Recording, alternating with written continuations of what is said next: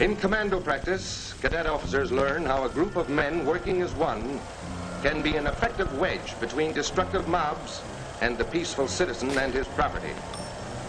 He began to see the importance of prevention whenever possible. Prevention of accidents and prevention of crime.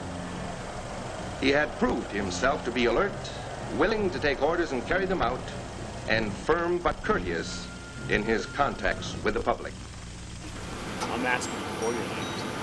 I like your name. I'm doing my job. I want your name. Okay, but we haven't done anything wrong. No, you haven't.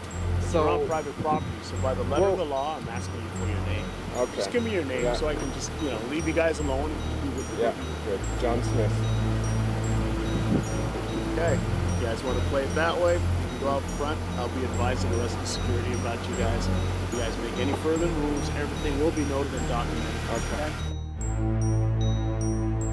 In 2006, when I went to cover the Bilderberg meeting in Ottawa, I brought along a camera with me, and from then on, I knew I wanted to document more events like this that the mainstream media wasn't covering. So it was around that time that I started Press for Truth. I thought it would be a good idea to have an alternative media outlet based here in Toronto so that we can cover these various issues. Do you guys have ID? I do have ID. Okay. I need to see it. Is it possible to take a look at your driver's license? No, I'm afraid that it's not possible.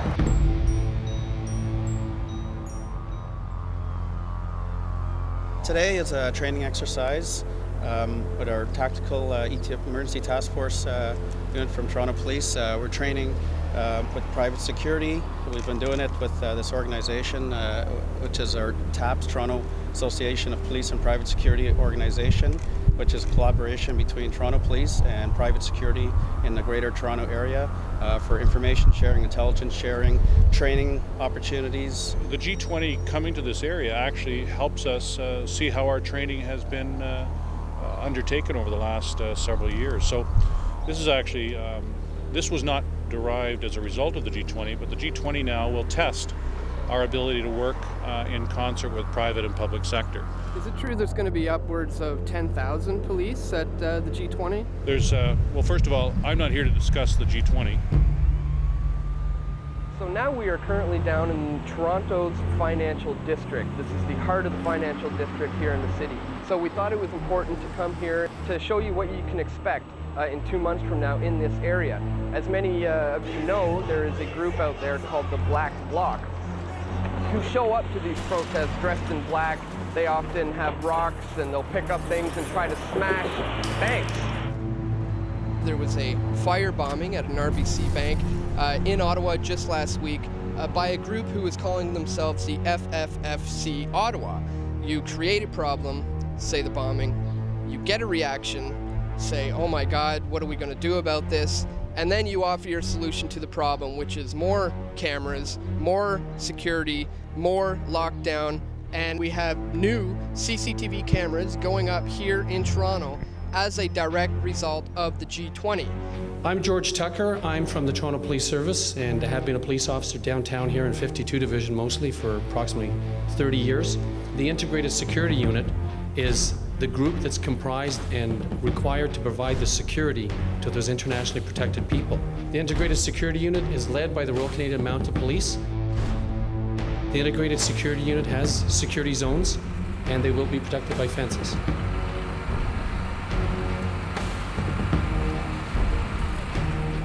Now, over the last 2 weeks, Toronto City workers have been working very hard putting up these fences all around what is called the red zone. Over 6 kilometers of fencing is going to be put in this area, which actually ended up costing over $5 million. What are these zones? There's two. One that we'll call a red zone, which is the most secure zone, and then there's the outer zone, which is less secure, but it's the largest.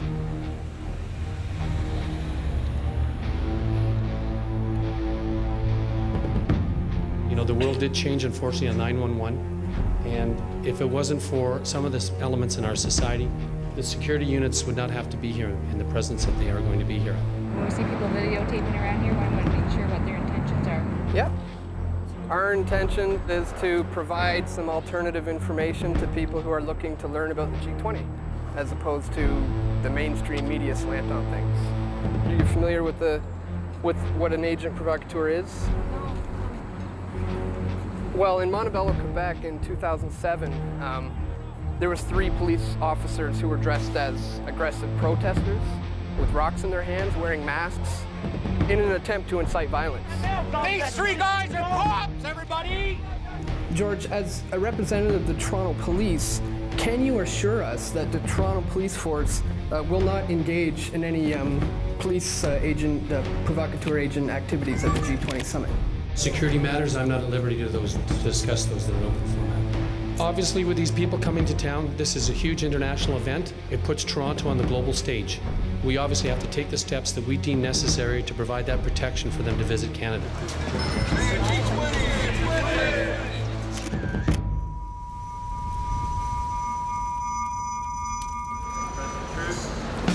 Charlie V. So this is a non-filming area? Uh-oh. Don't you know we spent $1 billion securing this? You can't have this.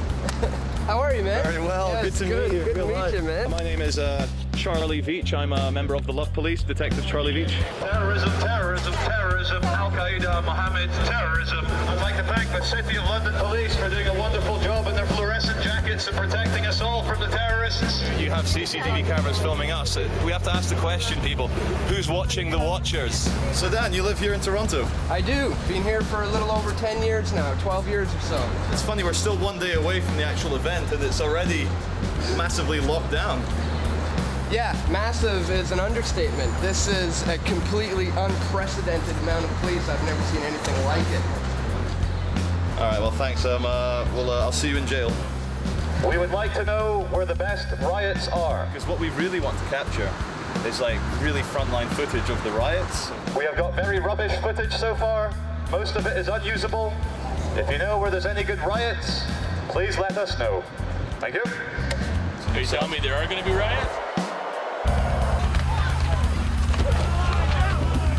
I'm sure there are going to be some intense riots, so we're just wondering if you guys knew where they might be. Well, if you got some ID with you, I can put you in touch with media. Thing is though, why do I need to show you ID? So I can give your name to media so you can be contacted? Oh no, in that case I'd rather remain anonymous. Really, eh? Yeah. But can I please give one of you guys a hug? No. No? And can I give you a hug? No. No. Okay, well that's what we like to do. But... So you guys are going to be on your way then down that way? Yeah.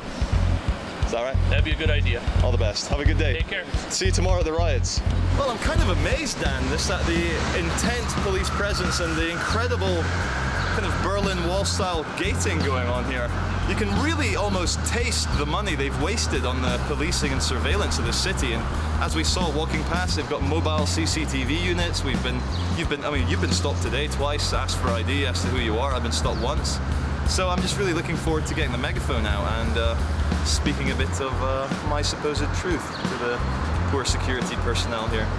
Absolutely. So let's continue our trip down to blast the people with some truth with Charlie V from Love. We're going to press for truth.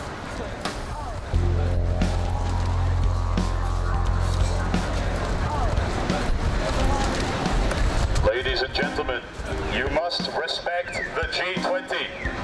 The group of 20 industrialized and soon-to-be industrialized nations have your best interests at heart. Trust me, globalization is good for business. Shop faster! Get your credit cards ready!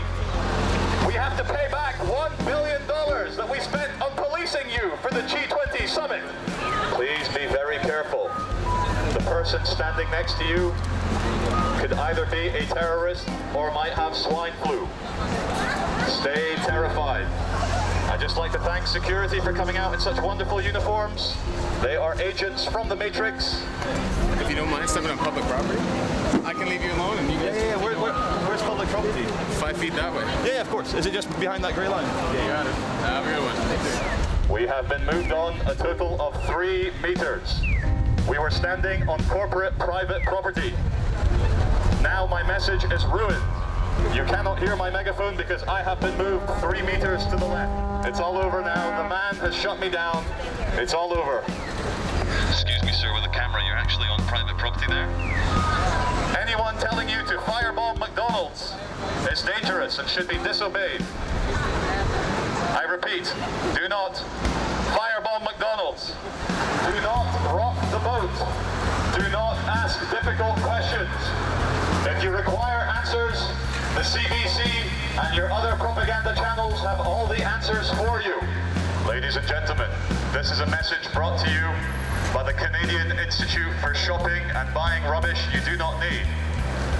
Giorgio Armani, Gucci, Prada, Dolce & Gabbana. These are your new priests in the church of consumerism. Anyone exiting the Eaton Centre without 5 shopping bags is a rubbish shopper. What you need is to turn around and make your way back into the Eaton Centre.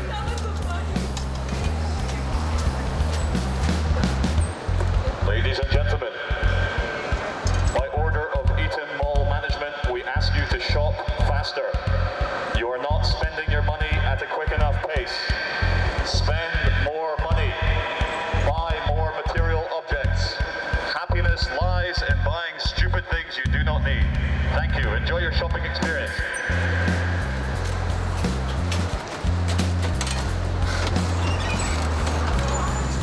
Hi guys, let's move on. Sorry? Thanks a lot. Let's move on. Ladies and gentlemen, the agent from the Matrix behind me has said, okay, let's move on now. Just for the agent from the Matrix to know, of course, this is nothing personal. We do not dislike human beings, but what we do dislike is how uniforms make human beings behave like bullies.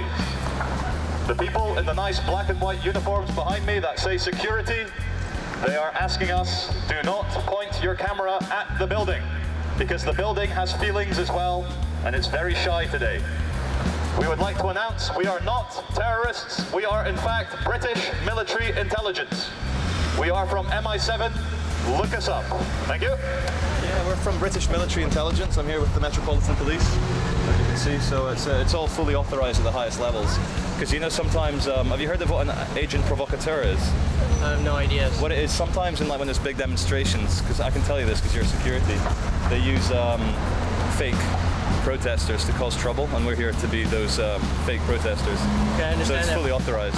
I understand that you have a certification. There's a yellow card that press is supposed to have. No, we're not press because we're undercover, and if we carried ID around, when we might get searched by protesters. But you have actual ID on you. No, we don't carry ID. We're like. You don't carry ID on in your wallet or on your person anywhere. In the spy world, we call them ghosts, and we are ghosts. I'm sorry. What would you say you're working for? Or? I can't say. If you're going to radio that in, we're undercover. So it's best not to say. Okay, hold on a second. All right. Ladies and gentlemen, we are the Police Entertainment Division. We know that securing Toronto City Centre against all those anarchists and terrorists can get very boring. So we are here to remind you that everything is okay, that we are on your side, and that what we want to see in the next few days, we want to see a fair riot between the police and the protesters. We ask that no one gets truly hurt, because as we know, all this is international politics. It's all street theatre anyway.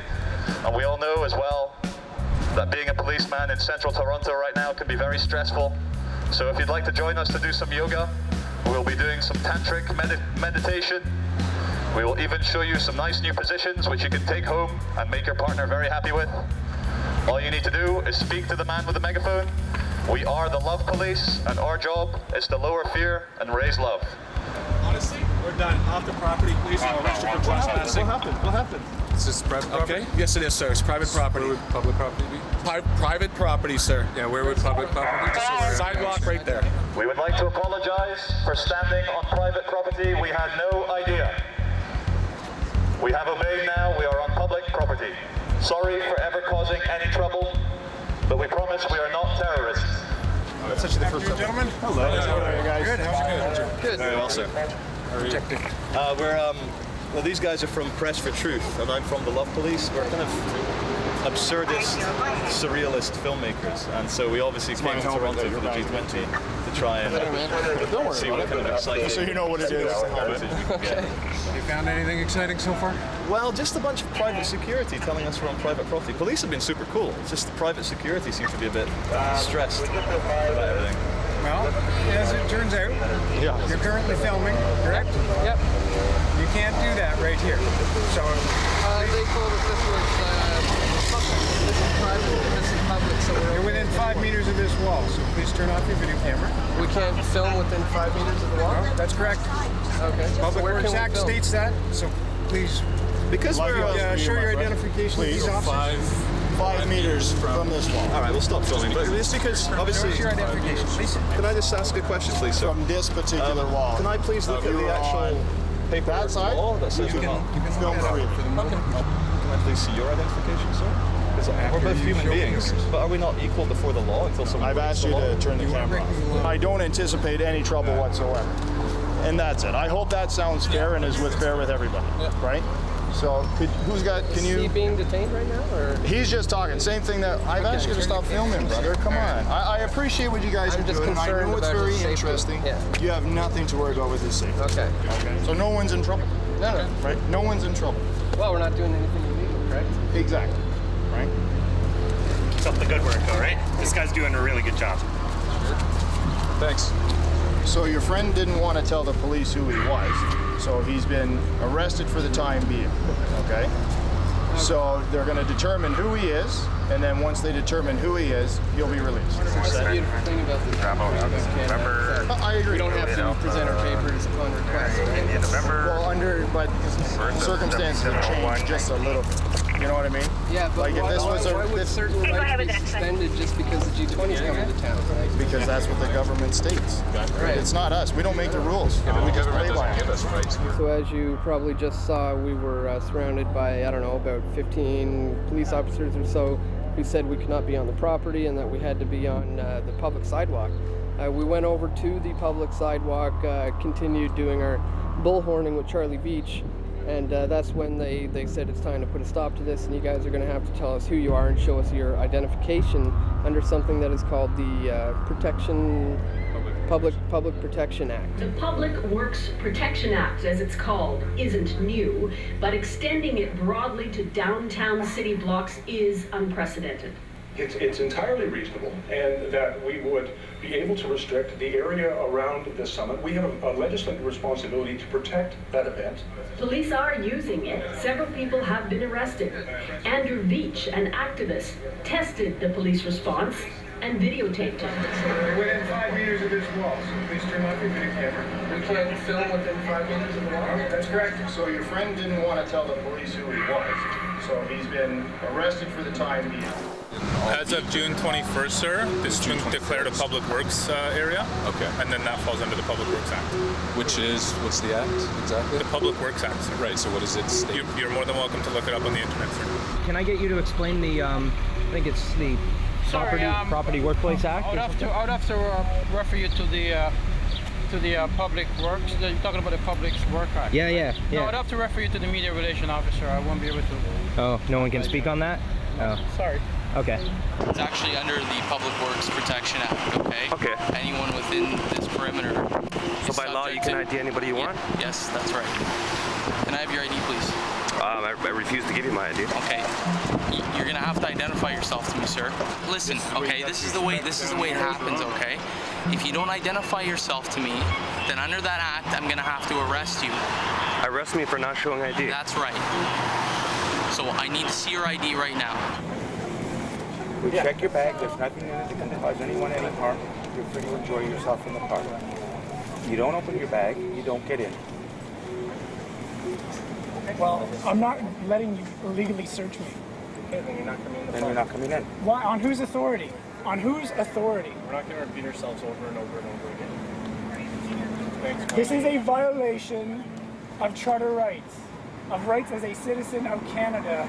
You are violating my rights by illegally searching me. And I have a right to enter a public space without being violated. You have a right to enter the public space under the terms that we've given you. That's the end. Oh, your legal terms that you've given me. Well, sir, I guess that's up for debate later, but today, right now, as it stands, those are the rules. And if we are incorrect, and it's found out to be incorrect, then we will apologize profusely and it goes from there. We're going to break the law and then deal with the consequences later. That's essentially what you just said to me. I'm going to enter this park, and you will have to detain me to enter my bag. That's correct. Okay. Well, then you're done. No, you're going to have to detain me. Okay, dispatch, we've got a crew coming northbound.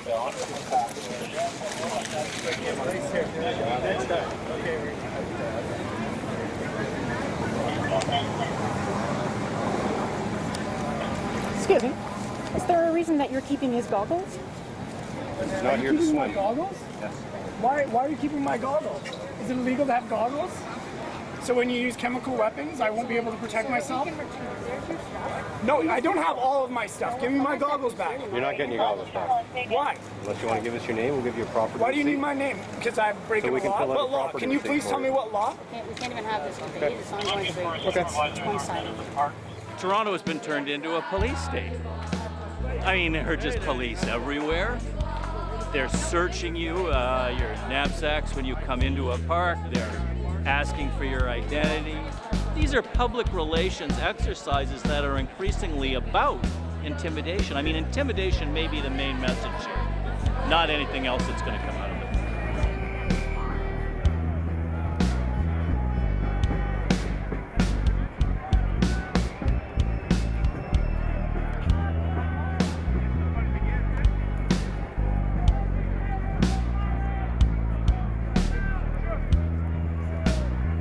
They're telling us where we can march instead of letting us go where we want to go. Then people go home because they don't want to deal with this, which is totally understandable.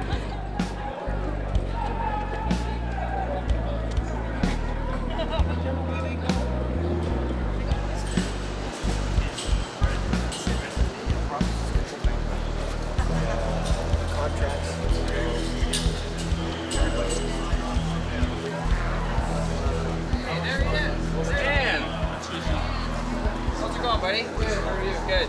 Fellas, All right. you brought it back. Perfect. Oh, yes. And then Bruce.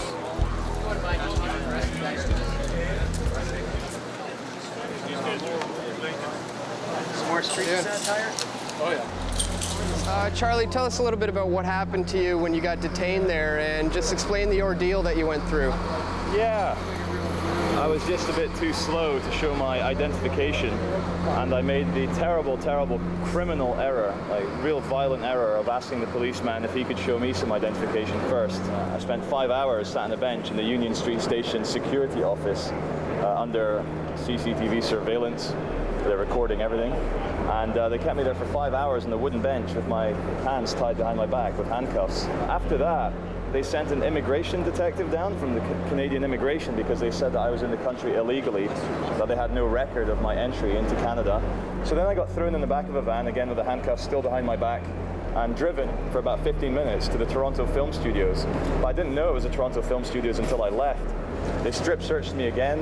A sergeant interviewed me under CCTV again. Then I got taken into this massive open room about the size of 2 football pitches, like black everywhere, and they'd set up like strip lighting, fluorescent lighting, and above each cage they had 2 CCTV cameras and a little toilet in the corner with cameras pointing at that as well. And it was like something out of the X-Files. It was like something out of a horror movie, a place where, like an Area 51 where they'd house aliens or something, because it was like dark and scary and really cold. I can't believe I've had such a lengthy incarceration custodial sentence over something which I think we can all agree is quite minor. It's my first time ever in Canada. I was in the country for 1 day. It was a massive miscommunication between myself and the guard or peace officer. Okay. I was fully willing to give my ID, just not in the aggressive manner he was wanting.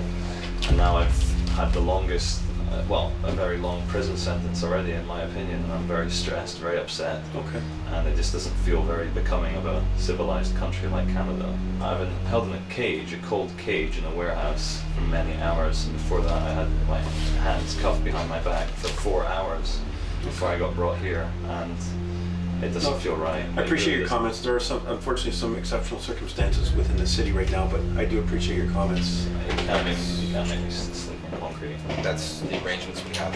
It's a temporary facility Temporary right now for facility. It's not G20. like a regular police station. You're treating me like this is Guantanamo Bay. Like, this isn't right. I'm going to make some very big complaints. You're perfectly entitled to, sir. But you can't treat human beings like this. So I'm just going to ask you to step here. I'm just going to re-secure you and escort you to the cell.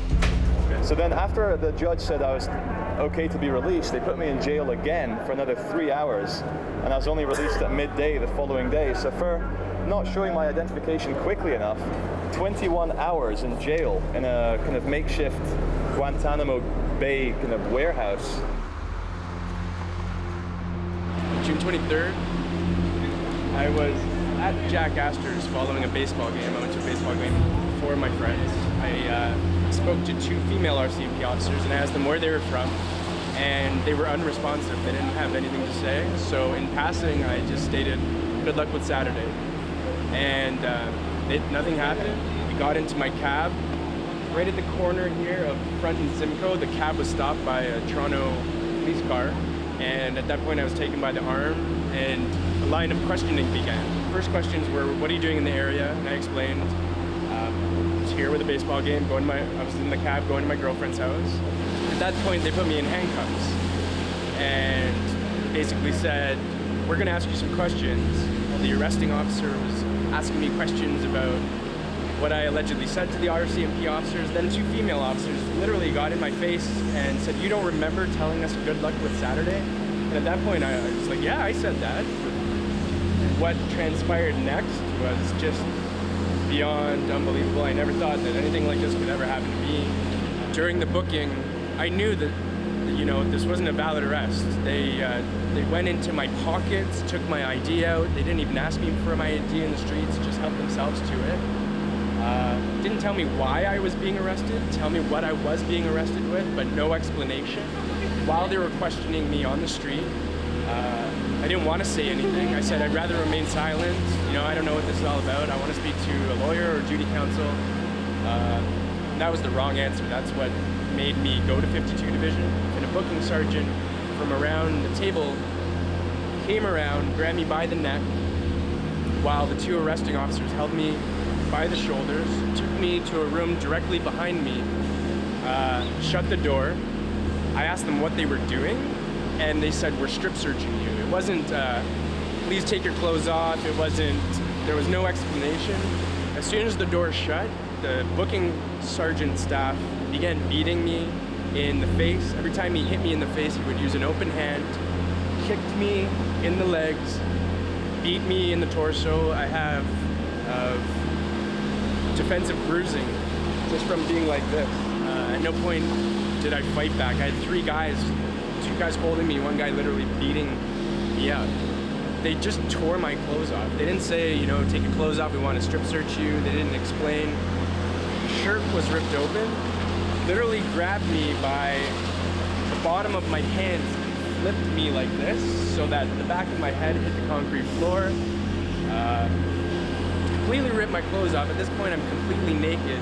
I have 1 man sitting on me, beating me like this, while the other 2 are holding me down. At that point, I sat around naked for 5 hours, and one of the arresting officers, I believe 8330, if I'm correct, I have the information here, came and asked me to stand, stood. He took my underwear, which was up against the wall, and kicked it underneath the cell and told me to get decent, because 2 what he explained were detectives were coming to ask me some questions. I asked them for their IDs and if they were in fact Toronto police officers because they were in plain clothes. And they just took the stance that, listen, we can either help you out with this or you can kind of continue this way and you're gonna get no help. So I just said, okay, that's fine. If I could just have your names.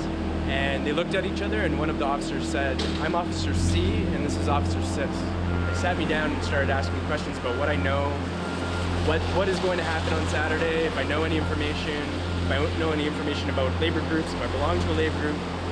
I had no answers. So you were arrested and detained, thrown in a cruiser, beaten up, strip searched, all because you said good luck on Saturday. Good luck with Saturday.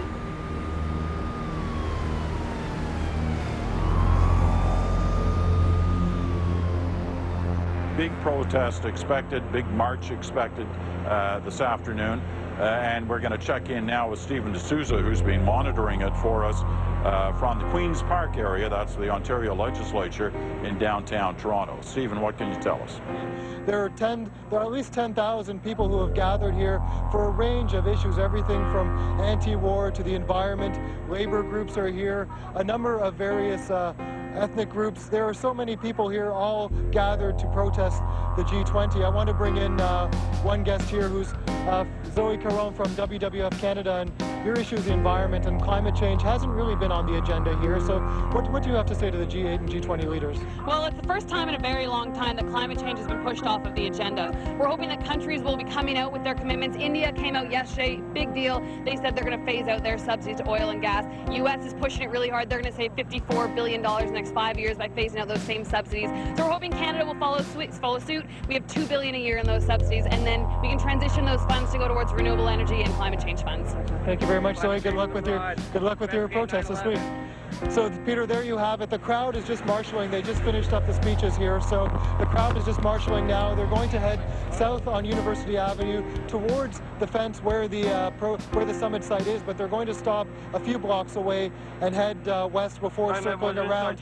But I can say, though, that while about 98% of the people here are going to be peaceful, we do know that there are some elements who have posted online and who have spoken out saying that they aren't going to make that turn and are going to continue straight towards the fence, and they are groups that are anarchists who do not believe that the G8 and the G20 are a legitimate organization, and they're going to cause some trouble later today, and so we're going to be keeping a close eye out for that.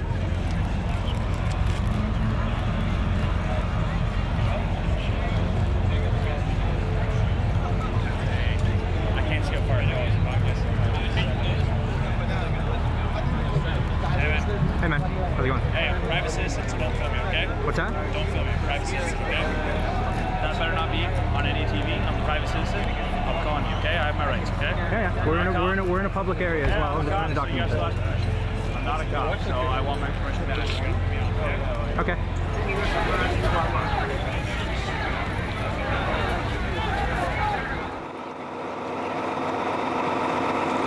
Man, I've never seen paramedics look so badass.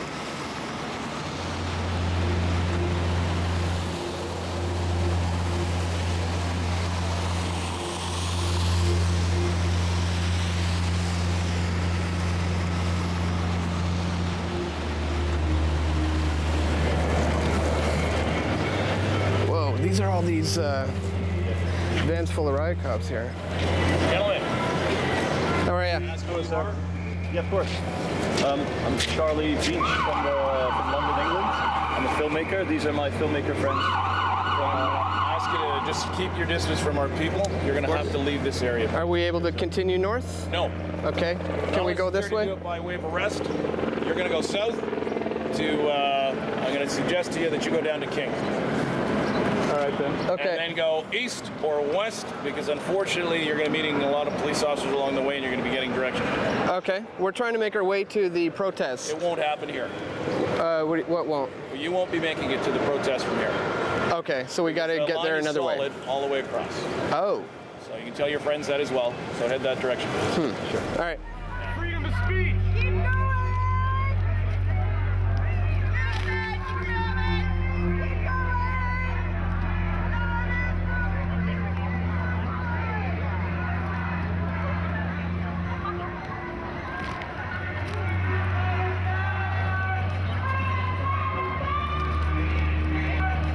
We are now in the thick of it, behind the front lines, along Queen Street. We managed to get up in behind the police line that you can see behind me. We have a lot of riot police all geared up. Is that it? Yeah. Where are you going now? Thank you very much, sir. Stay south here, okay? Okay. If you try and disobey, they have some very, very painful looking metal truncheon extendable sticks at the ready. These things are not sheathed in their clothing. They are holding their weapons out, ready to use. I live like literally right there. I know, and I can't help you at the moment. I can't even let you through. And I know it's a real pain. We are friendly. Yeah, well, you are. Thank you. Follow everybody else for your safety. Yes, we're not saying it for the hell of it. Please keep moving. Do not leave. I will have you arrested for obstructing a police officer. This is for your This is for your safety, people, that we're asking you to move back. Charlie and I are having a pretty difficult time of getting anywhere near any kind of front lines. We keep being turned around at every corner. They're constantly sending us back, pushing us back. So we're going to head down south and try to get over across from another route. Every route that is traveling west that travels north-south is actually blocked off. You can't really see it at the moment. We are blocked off into this one area. We've got mounted police to my left. On the other side, riot police, hundreds and hundreds, if not thousands of riot police on foot, in vehicles, on horses, on bikes, on motorcycles. They are absolutely everywhere.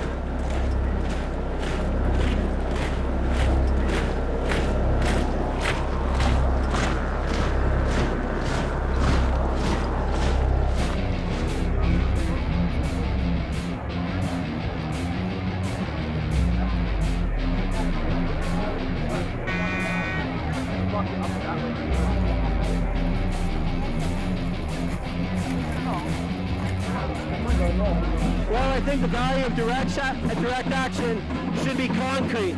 We should do things that aren't symbolic, but rather accomplish things here and now. Directly shut something down, or at least cause so much financial damage that our message gets to the CEOs. What's your message? Our message is that commodification of life is wrong, dominionism is wrong, capitalism is wrong, and that all beings desire freedom. I gotta go.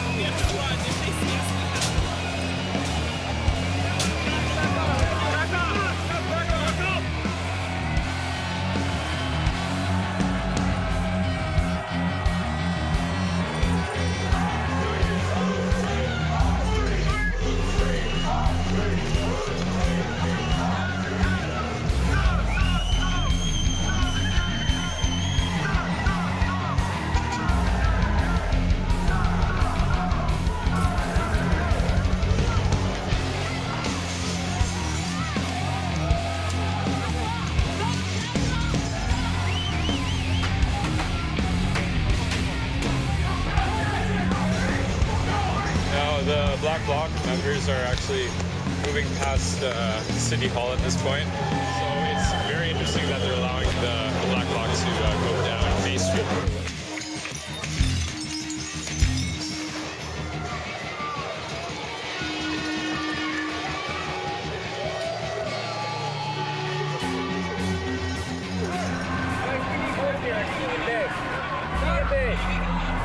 Let's get some help here.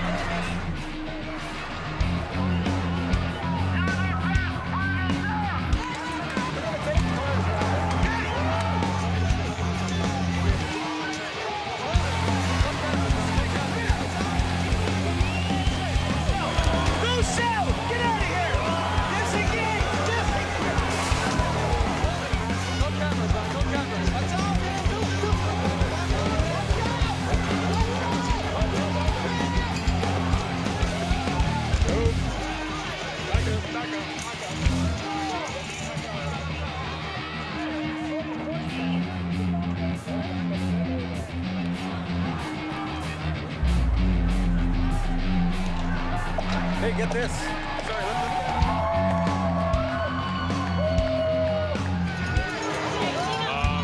At this point, they've set the car on fire.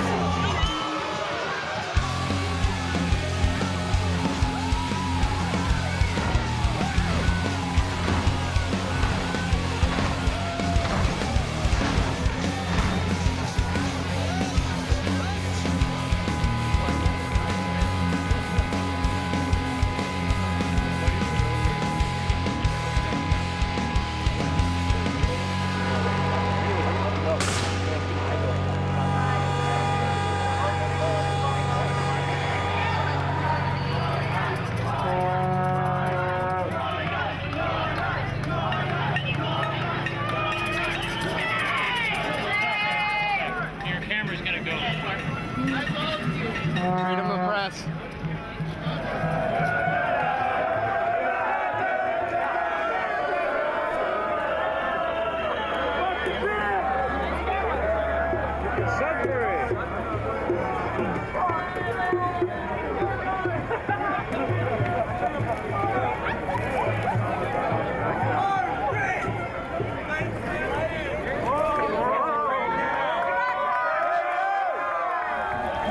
The police have actually started to back up on their perimeter here on Queen Street West.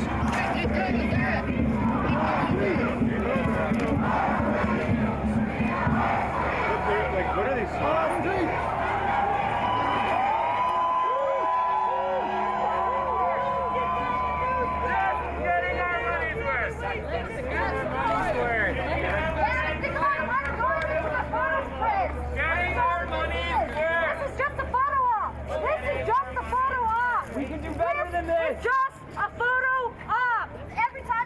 Peaceful, artistic. This is what gets documented. Everybody thinks demonstrators are nothing but violent dissenters.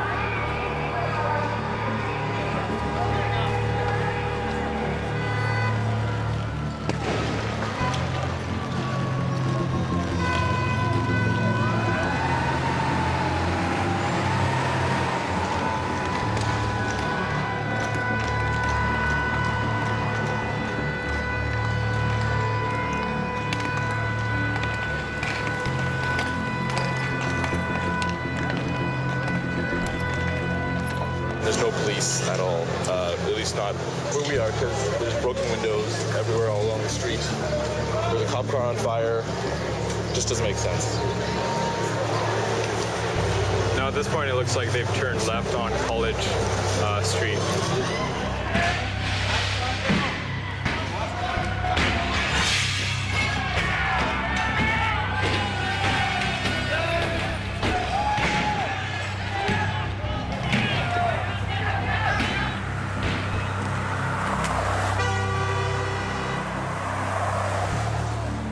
As I'm walking up University, that's where I see the vans pull up. A huge row of vans of riot cops, and they pull up really fast. And as I cross the street, I see the Black Bloc walking down College Street. This was probably right after they smashed the Toronto Police Headquarters. The Black Bloc gets there, I cross the street, and there's one van just parked by itself. And that's, to me, that sort of seemed like a setup.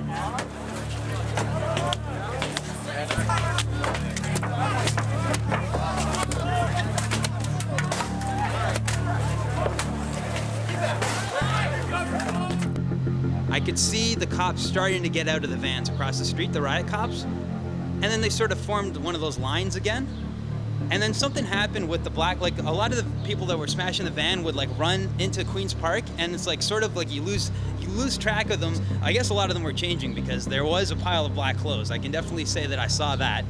So for about an hour and a half, a group of maybe 50 kids were purposely allowed to vandalize, the entire city, go do as much vandalism as they wanted. The police were ordered to stand down, as had come out in a Toronto Sun article, where a policeman said, yes, we were ordered to stand down. We could have easily rounded up all these kids. There is an article in the Toronto Sun where officers were told to stand down and not engage violent protesters. So there are members of the police that feel that it was not right for them either. I think with the number of police that were here, and some of them have shared their opinions in the Sun, that they could have clamped down on that quite quickly and allowed for legitimate protests to continue. We need to ask why that wasn't done. We need to ask who gave those orders, because there are people in the police force that don't even know who gave their orders. And that's frustrating for them, and I think that's a dangerous spiral to go down. There's also questions about the police cars that were left abandoned. And I think those are valid questions. I know that they want to swipe them off as conspiracy theories, but when you have that many police cars left in an area and people see that there's no police stopping what's going on, you have to answer as to why that was. How an hour and a half of destruction happens with police looking on and doing nothing, I find more than highly suspect. Maybe if they were involved, Yeah, there's more than reason to believe that. And if they weren't, they still let it happen. One way or another, we all have an obligation to find out what the truth is. I don't care what side of the political fence you're on, you should care about the truth.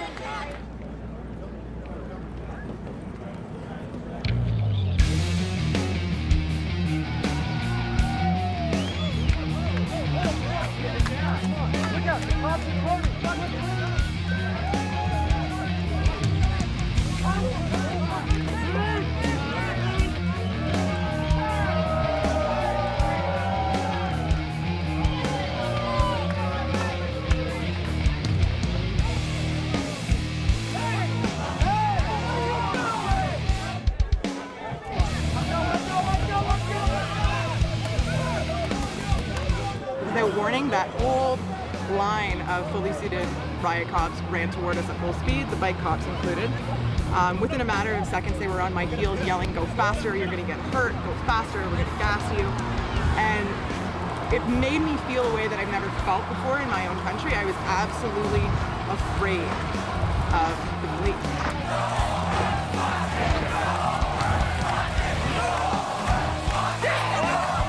Then without warning, they started advancing and grabbing people randomly, and they started sending horses into the crowd, where at least a few people were injured. One woman was trampled, I believe her leg was broken.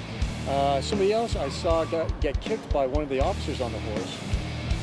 And of course, they just started advancing and grabbing people randomly and then advancing more, and without ever communicating to us why they were doing it. There was never any order to disperse from Queen's Park issue.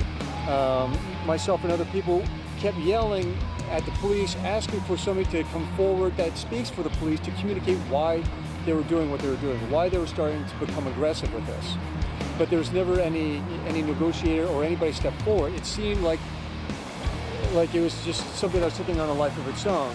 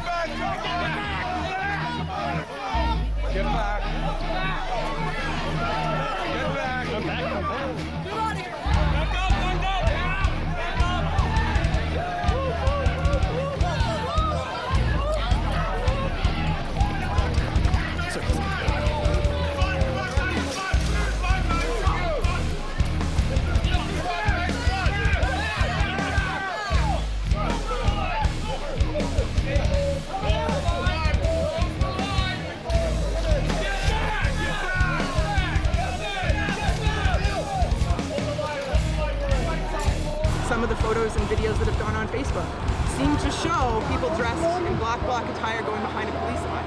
And if that's an option that was taken, they need to explain why. They need to explain who made that decision.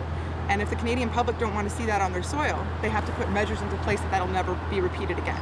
This is a global corporate fascist takeover. And we saw their enforcers firsthand here in Toronto with the G20. And if you read the stories or listen to some of these interviews or anything like that, you'll realize it was just a bunch of thugs came in and criminal thugs started beating up, assaulting, arresting, and horribly treating a bunch of peaceful, innocent Canadians. They ripped the leg off a 57-year-old amputee and told him to hop to the squad car and arrested him. And you were a government employee, right? Yeah, I work for the Canada Revenue Agency. Oh, okay. I'm in the appeals section there. I'm an above-the-knee amputee, and the police surrounded us, and the two young gentlemen trying to help me get up. I fell down, I lost my balance, and I was trying to get up again, and next thing you know, there were 4 police jumped right on top of me. One of them put his knee on the top of my left temple and was just sort of like grinding me into the ground with his knee. They had knocked my glasses off, and I was yelling that my glasses were loose, and then the police said, well, you're resisting arrest. And he said, let go of your arm or else I'm going to break it. But I said, I can't move. The police officer told me to walk, and I told him I can't. Then he grabbed my left leg here, and he ripped it off. So then he orders me to hop, and I said, I can't. And then he said, you asked for it. So two police came and they grabbed me under the shoulders like this, and then they started dragging me backwards to where they all had the police vans parked, and my elbows were digging after a while into the pavement, and I was screaming. I was in a lot of pain. They hoisted me up in the air, and then they started hitting me, I guess with their batons or whatever, or their fists. And as they were running me towards the police van, they were saying things like, he's a biter, he's a spitter, he's resisting arrest. So we got up to the police van, they threw me on the ground, and they started giving me these little boots with their boots and hitting me. And I was held at the detention center for over 24 hours. I was never charged. They said they couldn't find my arrest, the paperwork, my arrest report, they never could find it. They never allowed me a phone call or any of that stuff. They wouldn't let me wear my leg. They said it could be used as a weapon or it might have a weapon inside of it. I felt brutalized when I went through it. When they took me down, the way they did it, I mean, if they had tapped me on the shoulder and said, you're under arrest, I would, you know, I would have complied. For a day, there was no need to do what they did. And you can see that people are being pushed out of Queen's Park by police. So rather than being penned in here, we decided to kind of retreat to the streets, to a place that was a more public space and that was not under immediate control by the police.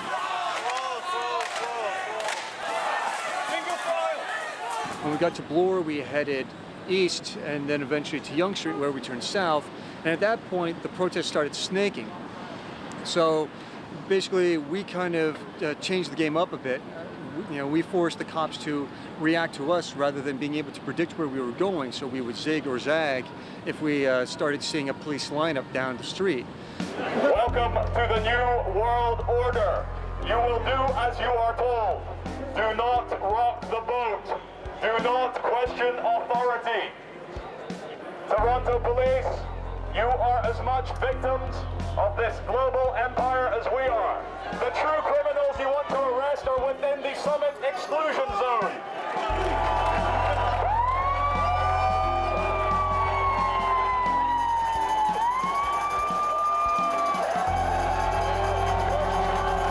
Ladies and gentlemen, this is the Love Police. We are the true authority here. We ask the Toronto Police to hand over your truncheons and your tear gas guns. You are making a terrible mistake. You have been misguided by the global elites. You think we are your enemy. Your enemy are your puppet masters at the top of your hierarchy of control. Welcome to the surveillance state.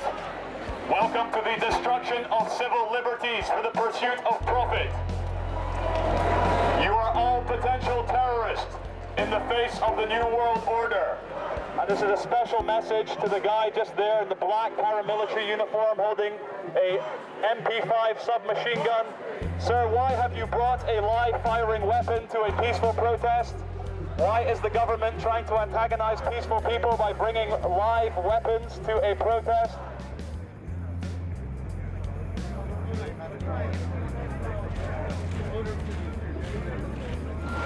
There are little pockets all over the city. Things that are going on right now are not being contained in any one particular area. We have heard that there have been people setting police cruisers on fire. What's fishy about it? Well, I was here 3 hours ago and the cars are sitting there and they're not burned. Next thing the police scatter, then one car is burned, they come back, force everybody out, and then they leave again, and then another car is burned. Like, why didn't they pull the cars out of here? They had enough manpower to get everybody out of here, and then they just scattered. I don't understand it. If they're looking for a photo op. Why is the CBC news van still there? They still have the CBC news van right beside the flaming vehicle, but they've cleared everybody else out, so a little bit curious there that they still want the mainstream media right beside the flaming police car. It was a photo op for the media, so that they can, I'm telling you, the car was on fire for a long, long time. No cops around, no fire trucks, it was allowed to burn. I'm going to tell you why no cops around, because they were running the other way. If you were a firefighter, would you have liked to go in there and try to put that Absolutely, yeah. There's lots of fire trucks around. That's what they got to do. You don't back up, my man. Somebody will arrest you.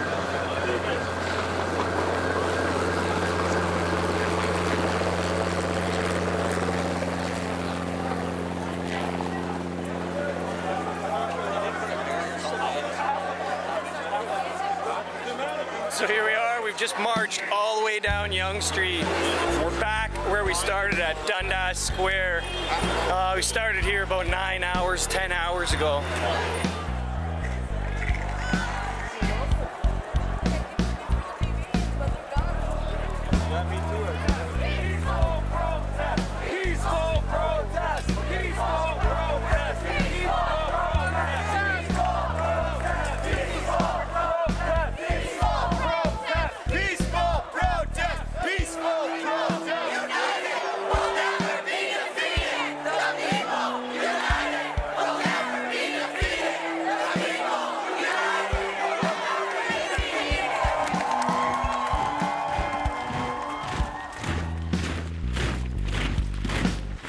And about 10:30, I was walking down by Queen Street and Church Street, by Queen and Church. There was about 16 police officers all around a light pole that was blinking and shorting out. So I said over the megaphone, I said, $1 billion to defend a blinking light. One of the group members, he had the megaphone, and he was ahead of me. And he didn't even get like 1 or 2 words out of the megaphone. And immediately they jumped him. They grabbed my head and smashed it against the wall, like pretty damn hard.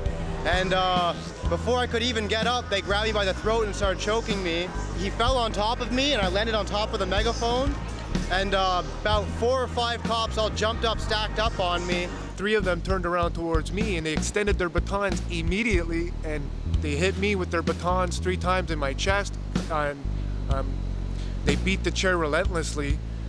Continually beating the chair, telling me to turn around, like, get the F out of here. I tried to blurt my phone number out to a friend, and I was told that if I were to say anything, that he would have to hold my neck in a position in which I would be unable to breathe. I was trying to turn around, and they almost pushed me out of my chair as I was turning around, continually beating the chair. And when I finally was able to turn around and actually start to wheel away, they still continued to hit the chair, and they didn't stop until I was actually within at least 100 feet of them. They arrested me for disturbing the peace, but it was before 11 o'clock, so I'm allowed, it's not a noise complaint or anything. I can use my free speech. They broke the megaphone, so this is what free speech in Canada looks like. Probably 10 to 15 hours I stayed in the cell. I was denied a phone call. I kept asking for my phone call. They wouldn't have read me my rights unless I actually brought it up and I said to them, hey, nobody's read me my rights, this is illegal. It was really intimidating, and I'm surprised that this is in my country. Before we knew it, the streets started filling with with riot cops, guys in tactical gear. Started getting pretty scary. We weren't really sure where to go. There was a group of about 200 people marching away from the security fence and heading east, and we live east, and they were chanting peaceful protests, so we joined up with them. There were some really cool people in the crowd, and we just sort of were getting ushered down south and ended up on the Esplanade in front of Novotel, and people were singing "Give Peace a Chance," all this kind of stuff, and it was really cool. There was no violence. You have buildings on either side, but no real means of escape except for the actual streets. And the police blocked us off with one phalanx and then blocked us off with the other and then started closing in. Before we knew it, we were barricaded in on both sides by riot cops who wouldn't answer any questions, wouldn't let us go. They were just completely stone-faced, and one of them even said, you should have left when we told you to, although they never told us to. And this couple came out of the Keg restaurant and tried to leave, and they said, it's too late. And the couple was like, what the hell is going on?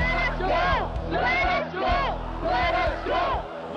We were boxed in, and then we were pulled out one by one and arrested individually, and then eventually just kind of conquered and mass arrested. All these 200 people end up getting arrested. It doesn't matter if you were passing through or if you lived in the condo or coming out of the restaurant. They wouldn't listen to you. Some guy tried to show ID that he lived in that condo, and they shot pepper bullets at his feet, and all these people went running and screaming into the Novotel.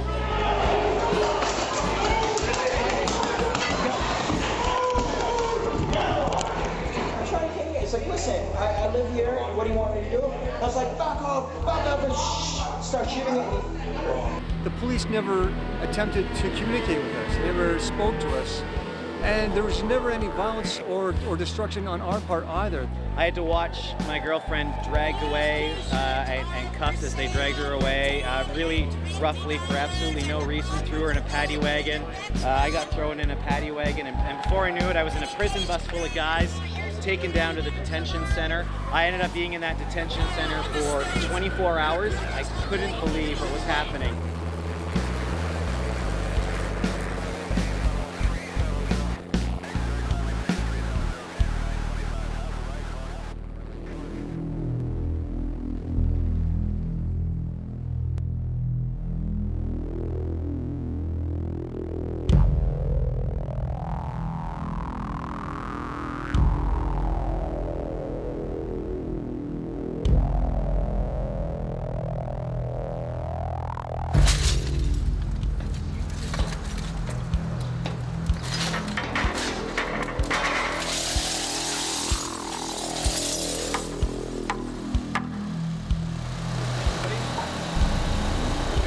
Obviously, this is the kind of stuff that we don't stand for whatsoever. This does not help our cause. This does not help the situation. It provides an excuse for the authorities to clamp down even harder on our rights. Dan and I got searched 3 times in 30 minutes and had our IDs checked and radioed in. It's a predictive programming to train the public in urban areas to comply, to allow arbitrary searches of your bags, to go through checkpoints, to have police radio you in and have to give your details. Dan was actually very good today. A female police officer said, "Can we search your bag?" And Dan said no. Do you mind if I take a peek? I sort of do. Totally up to you if you like to. Is that not part of the Public Protections Works Act? Or it's not mandatory for me to show you? Nope. Is that, all right, well, I'd rather not then. Then 5 minutes later, another police officer said, "Yeah, you have to comply or you'll both be arrested." And so we both had our bags searched 3 times. We're checking everybody after yesterday, guys. Mandatory now? Yes, it's mandatory. Another officer just told me it wasn't. Let's have a look. Okay. Sure. We're here for your safety as well as everybody else. I hear that. Yours as well. You saw what happened yesterday, right? What happened? See that happen. But the thing is, you were here yesterday? I was here, but a lot of things happened. What specific things are you talking about? There's some violence and some damage, and people were injured, and just want to make sure, that doesn't happen again today. It does leave a slight bad taste in our mouth to be arbitrarily searched in a free country, in a free area. I won't progress further, then open your bag. I won't progress. I thought as long as he's not within the 5 meters, though, it's fine. Isn't that the case? That's legislation. This is our area. 5 meter. I don't. Right. Where you go? What's that? Because I won't consensually search. So I'll leave. You don't get it. You don't get a choice. Get moving. Where are you grabbing me, man? Get moving. So take off. In Canada, that's something that's. Yeah, this ain't Canada right now. I just don't like to have my civil rights violated. There's no civil rights here in this area. Yes, there are. How many times you got to be told that? But there are. That's within 5 meters of the fence. There's no civil rights. That's what the legislation said on Monday. If that was the rule, we'd all be behind the fence. My understanding is the Public Works Act applies to 5 meters from the fence. Sure. I'm asking you to do that. Portable number 61749, and the range is 3550. 2555. You don't have anything on you? No weapons or anything? No, I don't have anything on me. I'm now being searched in duress. I shouldn't have to be searched. I mean, I understand the situation today, so I'm doing it. I didn't go through your pockets or anything. Well, you still patted me down, and that's for my safety, right? If we refuse to surrender identification outside of the 5 meter boundary of the fence, that would be an arrestable offense, though, right? But you know what? If you've got nothing to hide, just out here doing whatever. Yeah, but it's within our rights, is it not? I understand that's within your rights. But what I'm saying is, if you give an officer a hard time, I think that you're hiding something for whatever reasons. So if you've got nothing to hide, and we want to check. Well, that's why I gave over my identification and subjected myself to a search. If you refuse, then we start thinking, okay.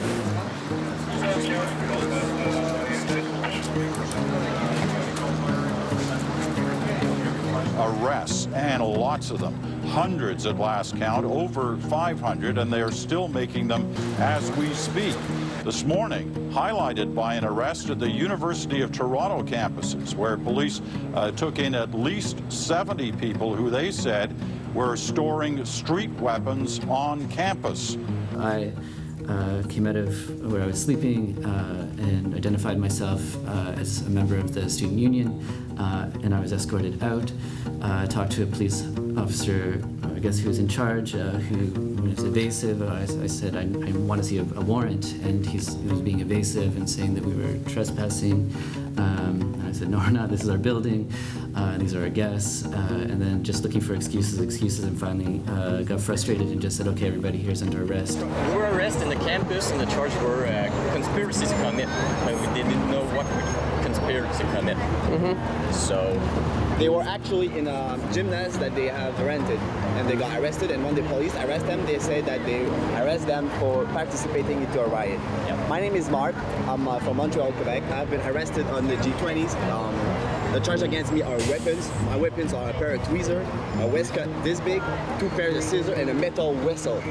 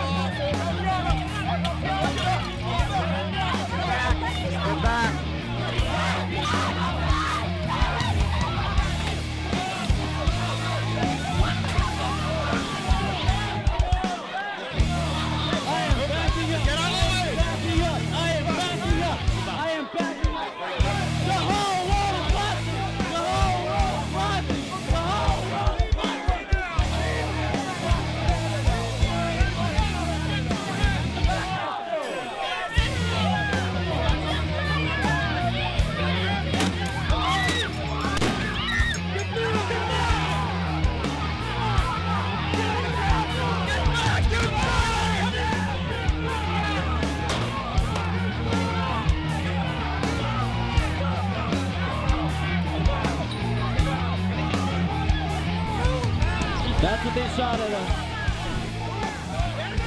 Rallies that we have had in the past 24 hours where people are going to the jails to support their friends as they leave. We are finding that cops are also meeting them there with brutality.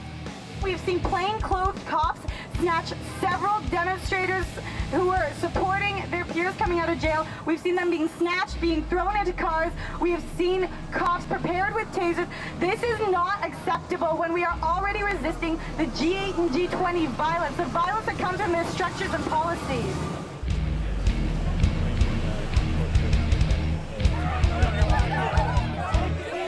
Media, check this out! Media, check it out! Like bubbles.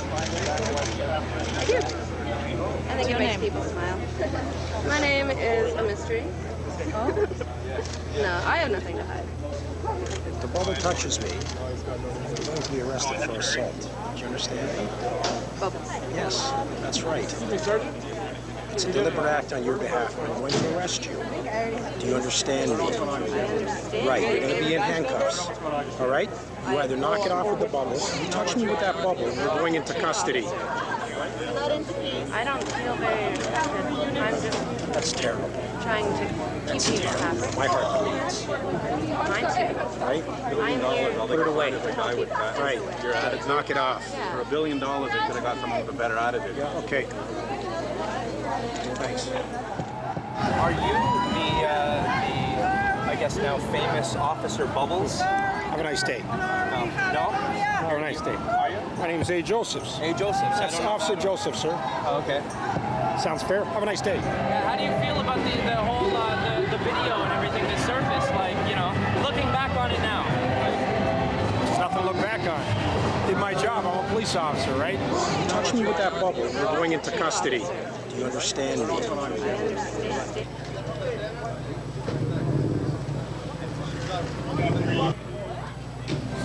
People are talking about how you took down your Facebook profile and stuff like that off there, and like, I mean, you know, there's been quite a bit of fallout because of that stuff. So.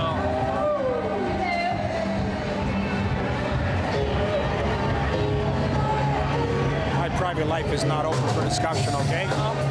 Take care of yourself. Yeah, public life, though, as a police officer. Yeah, that's different. I mean, we interviewed you a few years ago. You probably don't remember. You're calling your friend saying you're learning about the police state and you're thinking about changing your name to Boris. It won't be me. You got the wrong guy. I'm just outside of City TV. I'm getting educated about a police state. I feel like a communist already. I'm going to change my name to Boris. Yeah, what's up? Oh, snap. You had an arrest, eh?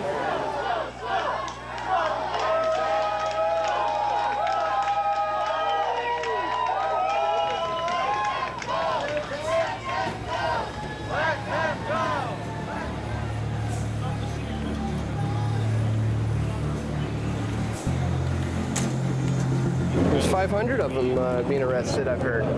500 people, that's a lot of people. 150, 300 people come down here, we're not going to stop. So originally the officer called and said, I need help. So a vehicle comes up, a mobile vehicle comes up, and then he's surrounded by people, so he can't drive anywhere. He's going to hit people. So really the prudent thing to do is abandon the vehicle, go. One last question. Once you do that, then you know they can do whatever they want. I mean, it's a classic for the civil unrest, the old rolled over police car or the burning police car. Yeah, but the media certainly took their photo op opportunity, and just that's all you saw on the news was the burning car, and it kind of paints the whole protest in a bad light. You are not scared enough. You must be more scared. Freedom is a thing of the past. You are all now slaves in the new world order. What is this here? CBC News. Canadian Broadcasting Corporation, the propaganda piece for the Canadian government. Who wants to see me hug the CBC reporter?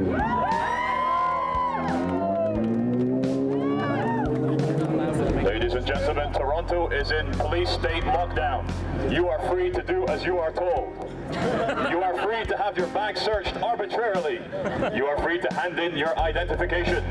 Please look up to your nearest CCTV camera so your face may be reported. So what we need to do is get the police on our side, because they are just family men and women just like you and I. And as soon as the police stop obeying their orders from the criminal thugs at the top, there will be no one left to defend this very small cabal of dangerous criminals who are the international financiers and bankers. This is not North Korea. This is not China. This is a civilized Western nation where people are treated with respect and dignity. And as far as I can see, 100% of the people here are peaceful and loving. We are blocking off entire city blocks to keep you safe. You must comply in order to remain safe. Treat us with the same courtesy we will treat you, and everything will truly be okay, and we can have a nice, fun day together in the New World Order amusement park that is downtown Toronto now. Thank you.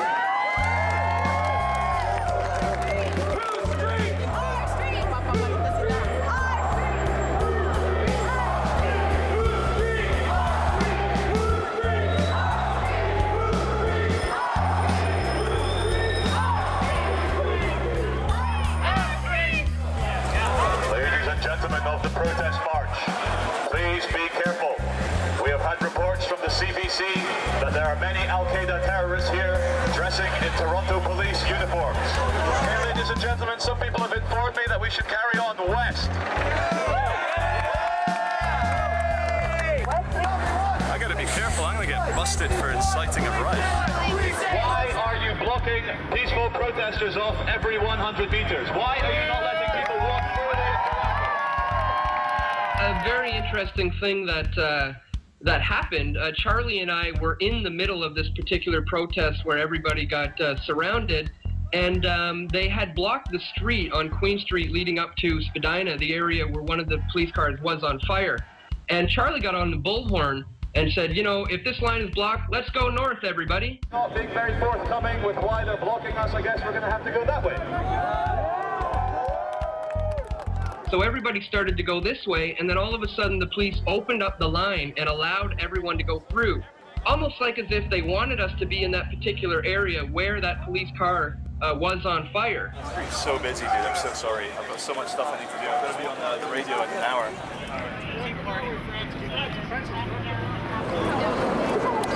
I saw you there on the perimeter yesterday. Okay. I'd like to see your ID, please. Can I ask why? Yes. Why?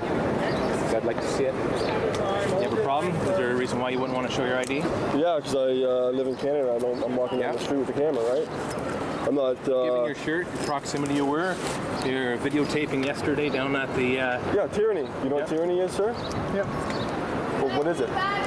Thank you very much. I don't need a lesson in the diction in English, okay? Yes. I can tell you don't know what it is. I saw the looks you were giving me directly yesterday while we were down there. Now it's illegal to look at somebody, sir? Absolutely not. Just caught I looked at you in an illegal way, sir? No, not at all. I'm just saying it seemed like you're very agitated, quite like you're starting to become right now. I'm not just noticing you're stalking. I have the right not to be stalked.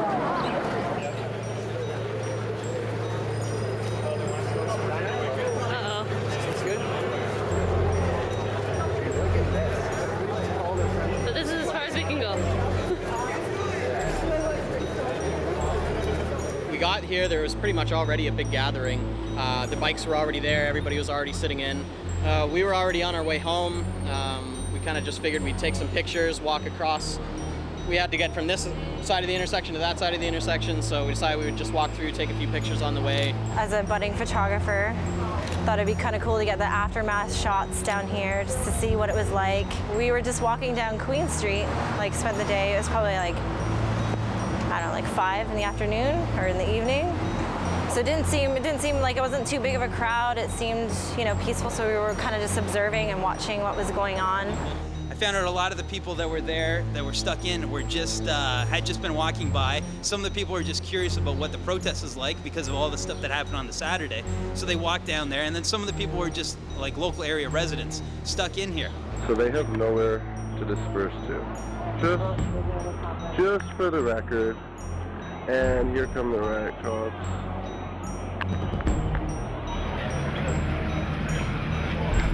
Single file in front of the bike, all the way down. Take it all the way down, right to the end, straight across. They're not doing anything bad at this point. In terms of where they're going to be going, it's anybody's guess. I'm trying to talk to people. Yeah, the mercenaries are here. Have a look right now. We just want to show you as police attack.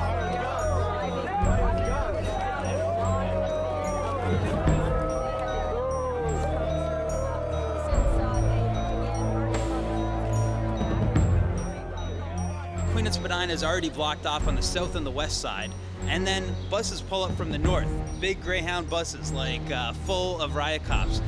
All I see is like maybe 3 busloads full of SWAT team members come out, and we're just starting to walk up there, pull up, and then they all load out and start walking down. And by the time we seen that happen, we're like, oh crap, we came back over here to kind of see what was going to happen, you know, if they were going to maybe try and arrest people or something and try and avoid it, because they're definitely not allowing us to go that way. Oh, that's good. Corral is in the back. These guys in the north are trying to get us to move south, which was, I didn't even want to go down that far, you know? And I walk over to the east side, and there's another riot squad coming in from the east. So basically they surrounded the whole intersection.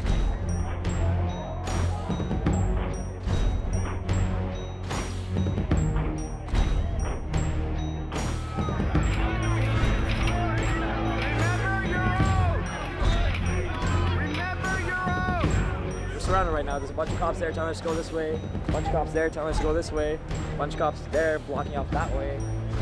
I don't know where to go. Got my peace signs up, and hoping nothing happens. Nobody knew what was going on. We'd ask a police officer or something, and they just start tapping on their whatever shields, and we're like, okay, you back away. There was a point where I was starting to kind of get scared when they were getting tear gas masks on over here, and definitely giving a feeling of threat. And so I was like, oh my God, I'm gonna get tear gas, and I'm just here, and I didn't even want to be here. We would ask officers on one side, can we leave? And they would tell us to go to the other side. We'd ask them, and they would say the exact same thing. Where are people supposed to go? Pardon me? Okay. All right. So I just talked with one of the police officers asking, where our protest is supposed to go, because we're all boxed in here. He said to hang tight. Pretty much have no place to go, so activists are pinned. It's kind of a hairy situation. Let's hope that the police officers use all their best judgment and do not injure any innocent protesters. Where are we supposed to go if they don't want us to protest? It's really messed up, man. Half of you don't even know what the G20 is about. We give up our banking system to a foreign entity. Someone's running our country, not us. If money is power and they print it, where's the power? Hey, Dan, it's Derek from 911 Truth. Queen and Spadina, we're getting boxed in here. Shit's gonna hit the fan here pretty soon, so I don't know if you can get down here or if you're still in the Allen Stone Show, good for you. If not, just get your ass down. Bye. All of a sudden, at a moment's notice, we just saw stormtroopers move in and close everybody off, isolate them.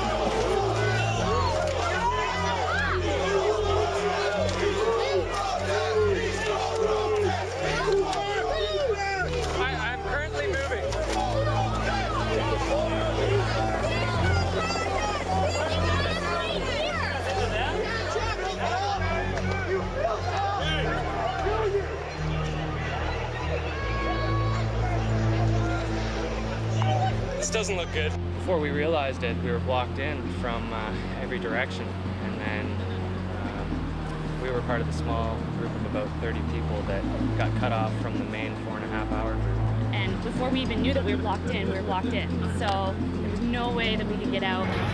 What's the crime for being in here? We're peacefully protesting. Okay, folks, do you understand? Everybody's going to be arrested. We'll do it nice and easy, okay? We don't want to hurt anybody, but you are going to be arrested. For what? I told you, conspiracy to commit mischief, so stand here. We'll take you one at a time, okay? Thank you. For what's the charge? Conspiracy to commit mischief? We're peacefully assembling. You're interpreting it all wrong, sir. We're peacefully assembling. Nobody's conspiring for mischief. So seriously, if we wanted to get out, we would get arrested. Out of the circle. I think so. Yeah, the guy just asked me, can I go through it? He won't let him. So what's the point?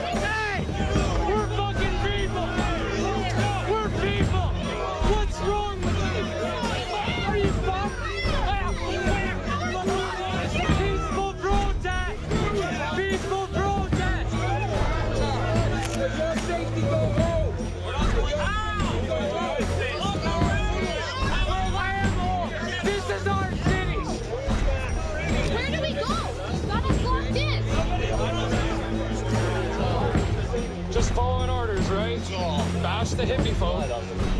You're just trying to coach me here? Is that why you just Unbelievable. I'm sure so. We're not worthy! We're not worthy!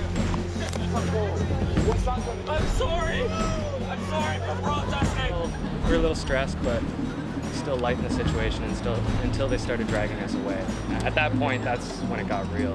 And they sort of just round them up, and you know they just started treating us as cattle, and that's what we felt like.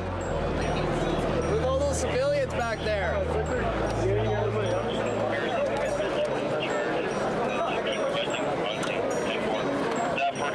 Step back. Now. Transfer your back.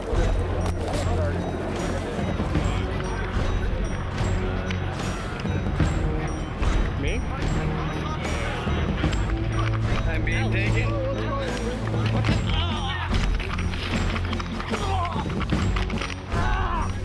Stop resisting! I'm not. Move your arm back. What the hell? I'm here.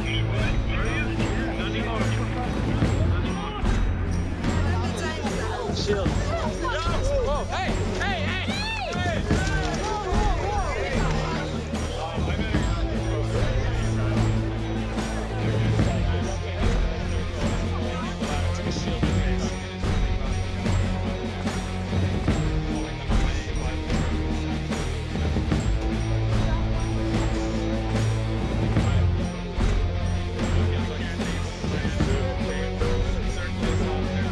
What are you arresting people for?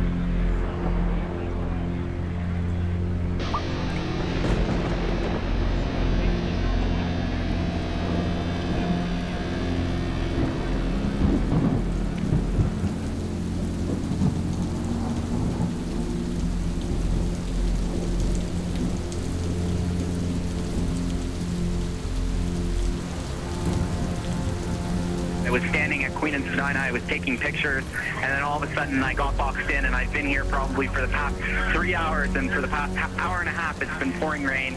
I'm soaking wet. There's still people who are crying. We were allowed on the east side before, and now they're cornering us in. They're boxing us in even further on the west side, and they're closing in further. They've got, you know, police on every corner. They've got the riot police buses. You know, they've got tons of court vans, and you know, they've got tons of people who are in the plastic handcuffs right now. Somebody was walking their dog. Another couple was going out for dinner. You know, I was just taking pictures. A lot of people were just walking by, and now we're stuck in the rain for the past 2 hours, freezing cold. This is completely unfair. This is against, you know, this is against everything that I stand for, that Canada stands for. The mayor will not comment on this. Adam Vaughn, the area councillor, will not comment on this. The police chief will not comment on this. The integrated security unit will not comment on this. No one wants to touch this. This is a situation that is beyond apparently anyone's comment or control. I was calling my mom to see what they were saying on the news about it, whether or not they were like, you know, giving any indication of letting us go, or at least giving reason as to why we were stuck here.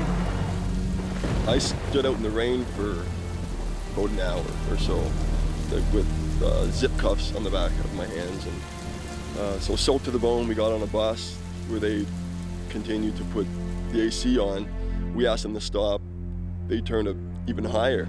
We were in the paddy wagons for a couple hours at least, soaking wet. Like, I was in shorts and a tank top, you know, and the girl in the next seat in the paddy wagon had to go to the washroom. She was yelling to asking them, please, like, can I just go to the washroom? I really need to go to the washroom. I explained that I had to leave the group because I need to use the washroom, and could he direct me where to go? The riot officer took me out of the crowd by the arm and then placed me under arrest. I was taken to one of the police paddy wagons, and I was situated among 9 other girls.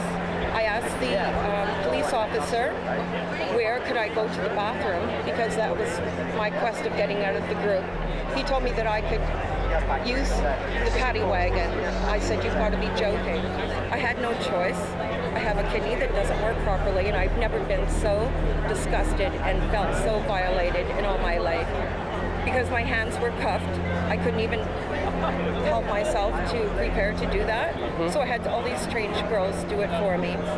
That bloody cop stood at the wired part of the door, which was wide open, and watched me urinate. He watched me urinate, and I even addressed him, and I said, that is against the law. I said, you know what that does?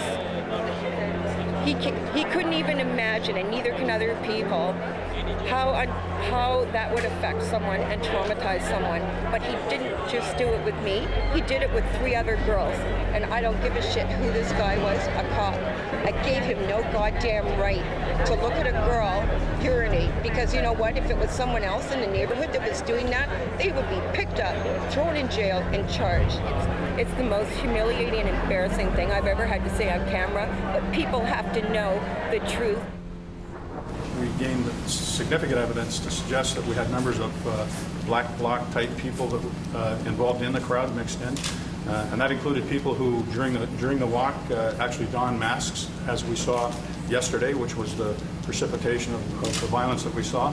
I'm also advised that we recovered some weapons along the route from unknown sources who had dropped them, but they were also found. So all of this led our officers who have been on the road trying to protect the city very diligently to believe that they had the reasonable grounds, in which they did, to believe that a breach of the peace was going to take place from the people involved in this group, including the people, as I said, that we believe were potentially black bloc type protesters. The rain brought the danger of a further breach of the peace to dissipate, and after a discussion at the command level, upon the direction of the chief of police, all of the people involved in this incident had been or in the process, but I'm fairly confident that everyone has been released at this point unconditionally and as quickly as we could. What we do is in the best interest of the public, and sometimes it doesn't always work out perfectly for all, and we recognize that, and I know that you do. Hi, Tyrone reporting for Press for Truth. I just spent the better of 6 hours in the Toronto film studio. Actually, we spent about 3 hours in a bus just waiting to be processed. The cops basically approached on our democratic process. None of us were out of line, but they felt the need to seal us in and then arrest us one by one. I was there recording the protest as media. Nothing wrong with that. It's built into our Constitution, and we just got that taken away with the Public Order Protection Act. The prison conditions were inhumane and unnecessarily abusive. There were no doors in the toilets, and most of the guards were male. We were handcuffed the entire time we were in the prison. This was not by accident. It was set up purposely to create a system of psychological violence, and against men and women too, though the men and women experienced it a little differently. The place was cold, there was no place to sit or lie, and if women did act out, they were threatened with internal searches and gang rape.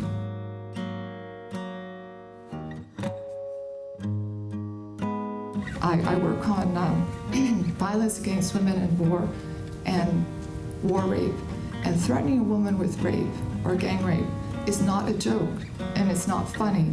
And the police were doing this, and this was used as a way to systematically silence women who were speaking out. This draconian stuff that they passed under secret, we got to be more vigilant about, because when we don't, this is what happens. So an educated population is kind of what we need right now. So if you see this and this makes you mad, do your own research and wake up, please. As we exited, there was a group of people on the other side of the road. These people were looking after the people who just got out of jail. With food, water, rides to wherever you wanted to go, legal advice, you name it, they helped you out. Thank you. We were very, very thankful. They actually drove us to our car, which was very nice because we had no idea where we were. And basically they said that the only payment that they wanted in return, the only thing they wanted us to do in return was to tell people about what happened to us and what really happened at G20 Toronto. It's not an experience that I want to repeat, but it's not going to deter me from coming out the next time to peacefully protest and make my voice heard.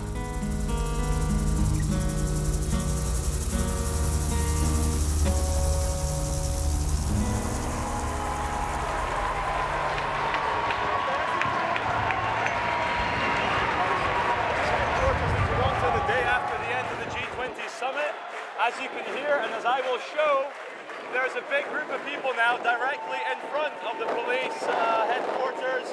If you believe the Toronto police behaved shamefully, say yeah!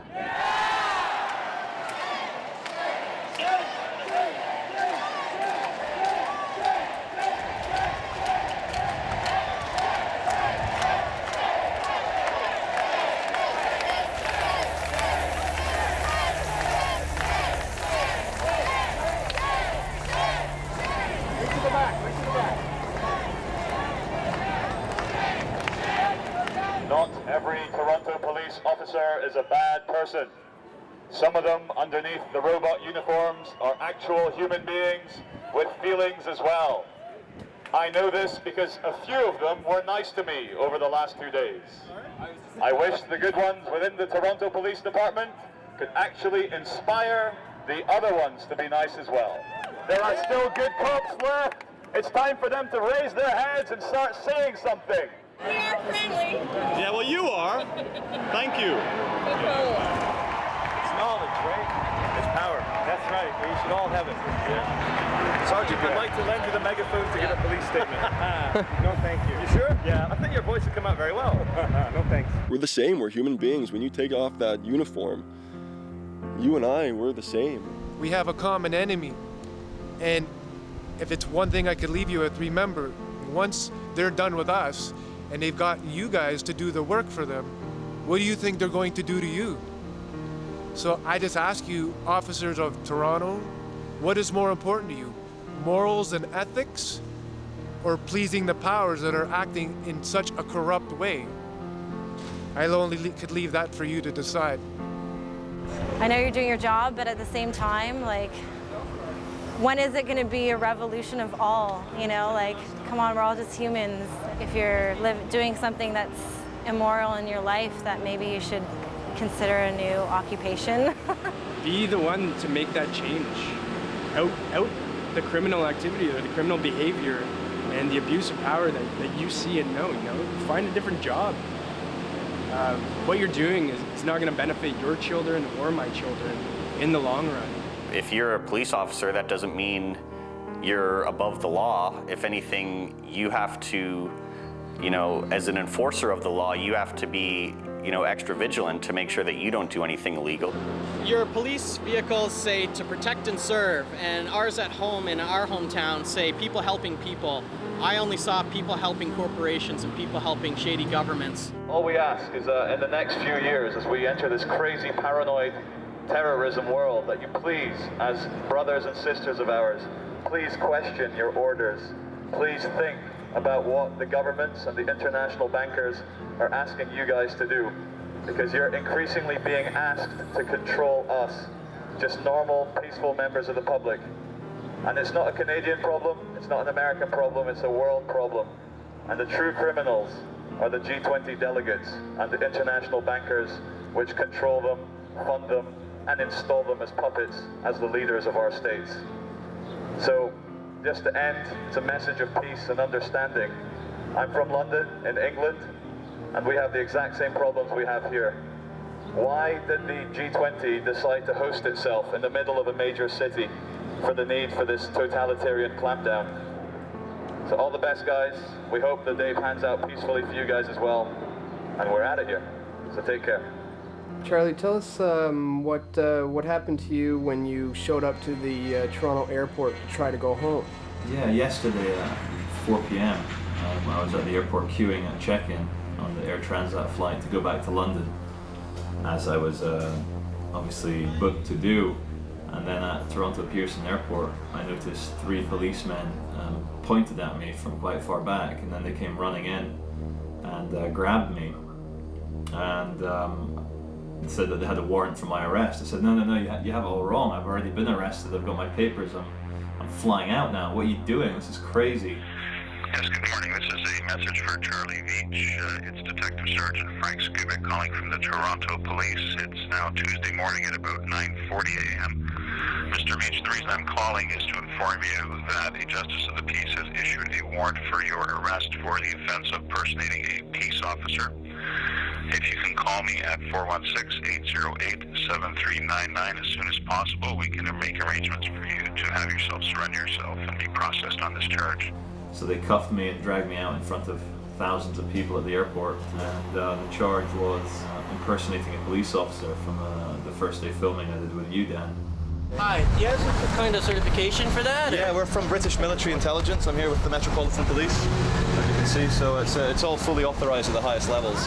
Anytime someone impersonates themselves as a police officer is a serious offence. We take it very seriously. This entire incident we're taking extremely serious. As a result, the man was arrested and he will be facing charges. It seems ridiculous, and it is ridiculous. There's Canadian case law from courts that say it is a crime to attempt to impersonate a peace officer. You can't pretend to be a downtown Toronto Police Intelligence officer. But the law is that you can impersonate all the foreign legal officers, foreign peace officers you want. Yeah, we're from British Military Intelligence. I'm here with the Metropolitan Police. You can, according to the case law, pretend to be a U.S. Marshal from Texas, but you can't do that by pretending to be a member of military intelligence. That's not an offense in Canada. Veach was released on $500 bail. His next court appearance is August 23rd. Out of my 6 days in Toronto for my time here with my filmmaker friends, I spent 48 hours in incarceration. I've dealt with police all around the world, and the States, and Europe, and Britain, but there's something strange. I don't see the kind of workings of such a peaceful and friendly and amazing people as the Canadians and their police force. Maybe it is just because of the G20 in town, but your police force is extremely draconian, and the criminal justice system treats you guilty until you're proven innocent. And I really felt that, and it just really tore a hole in my happiness for a total of 48 hours to be in incarceration for having committed no crimes. I didn't impersonate a police officer. and I didn't refuse to give ID to a policeman under a fake law, which now turns out wasn't brought in, wasn't enacted. What is our child going to have if this is what happens to civil rights in a weekend in our country? And I turned to my husband and I said, there has to be a way to mobilize. The media is not taking care of this. What can we do? And he opened up Facebook and he started a Facebook group. The next day when I woke up, we had about 5,000 members. Within 24 hours, we had over 10,000. We are now at almost 70,000 members. So I knew immediately I wasn't alone, that just as many people felt like I did, and that this wasn't going to go away, and I was going to make sure with every ounce of my power that this didn't just go away and get swept under the rug. Human rights are absolute, just like civil liberties are absolute, and our Charter of Rights and Freedoms is absolute. You get those rights because you're born, that's it. There's no, as far as I'm concerned, there's absolutely no debate about it.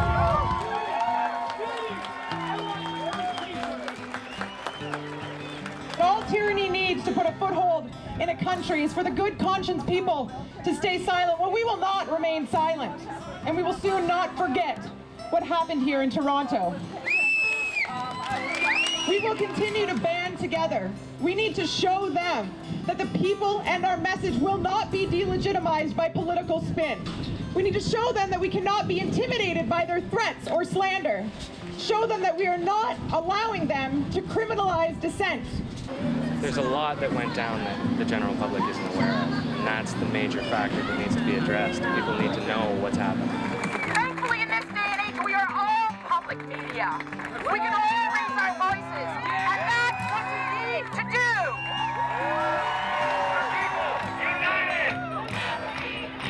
The people united will never be defeated. The people united. Peaceful dissent is a part of democracy just as much as casting a ballot.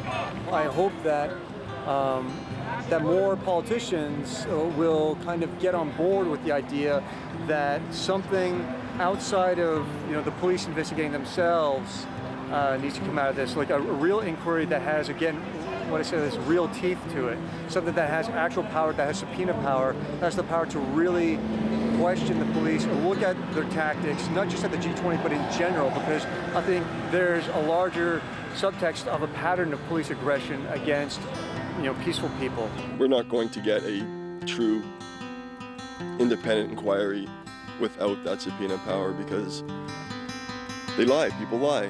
We don't know who gave the orders, a multi-jurisdictional setup, like who knows who was actually in charge. The ISU, the RCMP is supposed to be in charge of the ISU, but who is giving the RCMP orders? And are the RCMP giving municipal and like Toronto Police and Peel Police, are they giving them their orders? Like who is actually accountable? And what we've seen here is a picture of the police state to come. What happens when you give the police unlimited budgets? All the men they want, all the toys they want, all the machinery they want, and the right to control huge swaths of the city. That's the police state that's going to come if we give them the money to do it.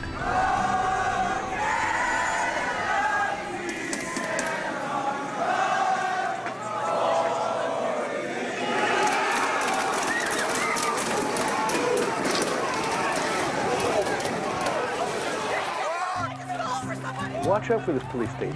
It really will come with money. And there's nothing to stop it, because those values of liberty and freedom and democracy are not cherished by the police department. Whose streets? Our streets! Whose streets? Our streets! Whose streets? Our streets! This is what democracy looks like! This is what democracy looks like! Our streets!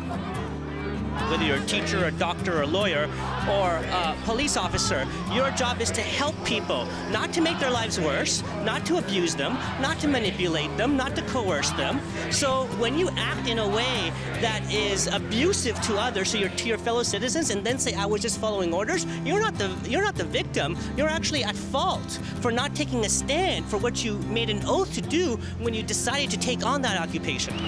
There seems to be a rift amongst Canadians. Anti-police, anti-protester. I don't believe you anarchist hippie liars. Damn you fascist pigs.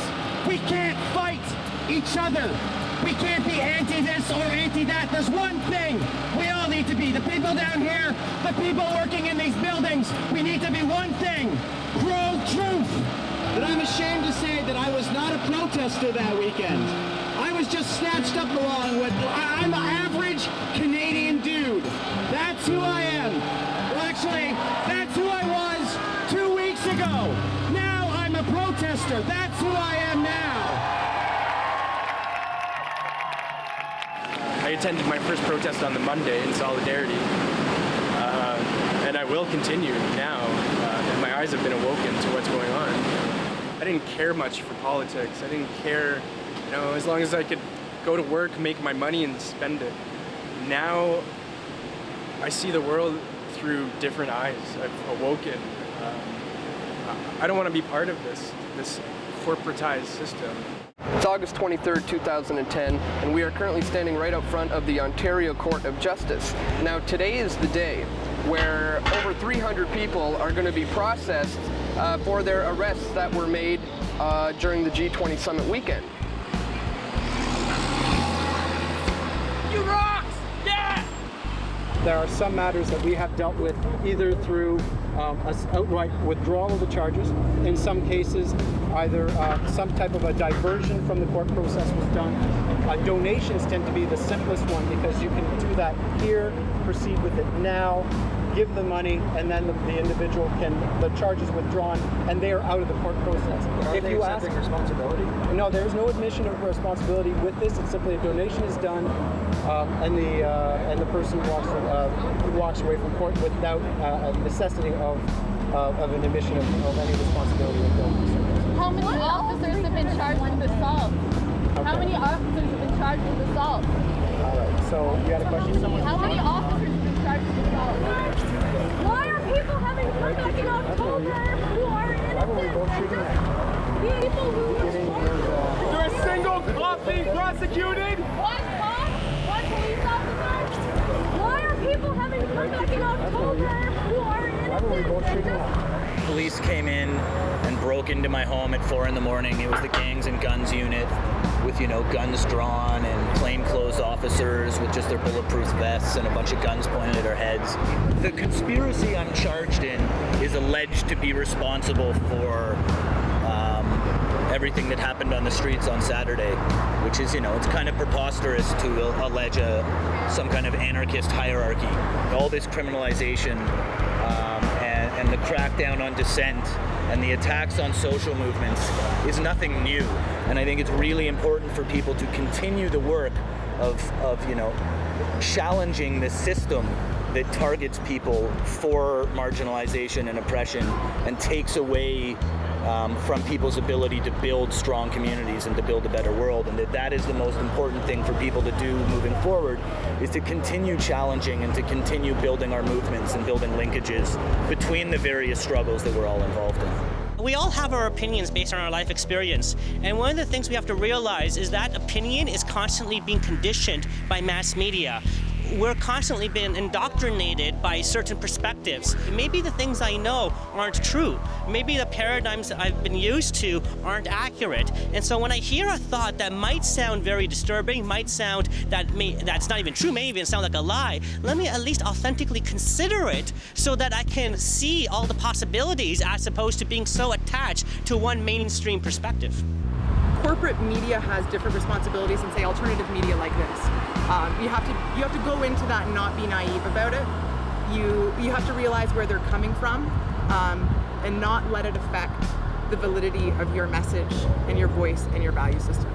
This is about standing up for what you believe in, and it's hard, but just remember that nobody can tell you that it's not important.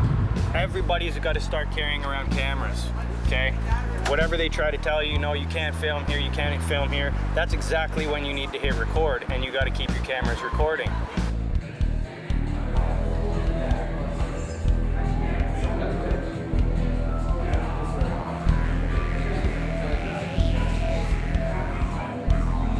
I think the fact that people here took the responsibility of stopping in what were often dangerous situations to take photographs, to mount the photographs, to put them out in the public eye, speaks to a really engaged public. We are calling for a public inquiry held by the federal government. You may be aware that there are numbers of public inquiries already started up. The Toronto Police Service Board has begun a public inquiry.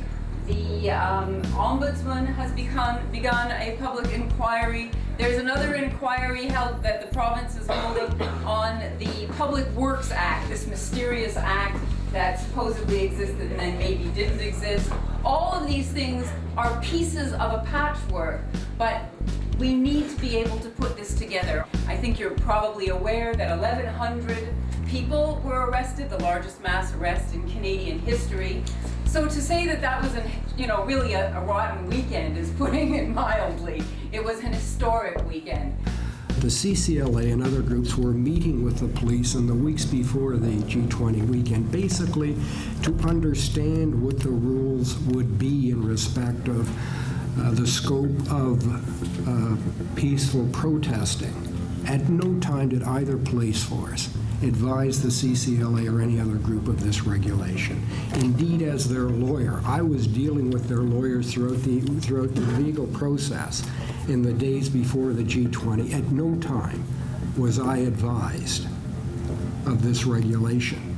The investigation I'm reporting on today is the first of several public attempts to get to the bottom of exactly what happened here during the week of the summit, why it happened, and what can be done to ensure it never happens again. My investigation focused on the province's role in promoting what became known as the secret security regulation, a little known and widely misunderstood legal measure that was supposed to help the police keep the peace, but in my view, wound up contributing to massive violations of civil rights. Some people in the ministry were rightly concerned about the optics of using wartime legislation, but others saw the regulation as mere technicality. So the decision was made not to publicize it. Instead, they quietly handed the police extravagant, sweeping powers under 71-year-old law. Powers that would almost certainly be illegal and unconstitutional under the Charter of Rights and Freedoms. And one of the main tenets of the rule of law is that the police will not overreact. The police will only detain people if they have reasonable and probable grounds that they have committed an offense. The Supreme Court has been very, very clear in that regard, that these kinds of restraints are necessary on the police services, otherwise we will end up to be a police state. And that kind of excessive and arbitrary power which the police exercised on that occasion is shocking and appalling in this day and age. And what is more shocking is that no one has come to the fore to be accountable for this crucial undermining of the rule of law. Reviving this dormant piece of legislation, coupled with the adoption of the regulation, created a legal landscape where people were detained by the police and compelled to identify themselves, answer questions, and submit to warrantless searches, even if they simply wanted to walk away. But we also know that there may be a small number of people who use that crowd, the anonymity of a crowd, to throw rocks and to break windows and to start fires, and will attempt to incite violent confrontation with the police. They had an idea that this was going to happen. In fact, that was the undertaking they gave to the judge on the injunction. We need the sonic cannon because there's going to be this rogue element. Even if it was unexpected, it doesn't give you the right to arrest hundreds of innocent people. You're within 5 meters of this wall, so please turn off your video camera. Okay. Public Works Act states that, so please. Because we're show your identification of these officers. 5 meters from this wall. All right, we'll stop filming. But it's because obviously Show your identification, please. You can't do that. There's no legal basis for the police to do that. Unless, of course, they're relying on the Public Works Protection Act, which is wartime legislation. You know, the government, the ministry had its website. The City of Toronto had a website. The Integrated Security Unit had websites. Had ads in the paper, warning about street closures, things that were going to happen. Was there any, at one point, mention that the police had a right, according to a 1939 law, to arbitrarily detain citizens kilometers away from the fence, to search their belongings, to force them to identify themselves? No, at any time there was not, and that was a conscious, premeditated decision by the authorities.